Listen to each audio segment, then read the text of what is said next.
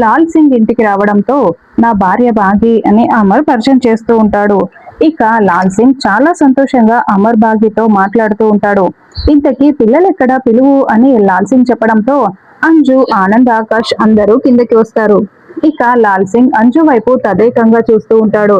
రే అమర్, నువ్వు అంజు విషయంలో చేసింది చాలా గ్రేట్ రా, చాలా గొప్ప పని అని లాల్ సింగ్ చెప్తూ ఉంటే అమర్ చాలా టెన్షన్ పడుతూ ఉంటాడు. మనోహరి కూతురైన అంజుని అమర్ ఆరు ఇద్దరు కూడా దత్తత తీసుకున్నారు, వీళ్ళే పెంచుతున్నారు అన్న విషయం లాల్ సింగ్ కి ముందే తెలిసి ఉంటుంది.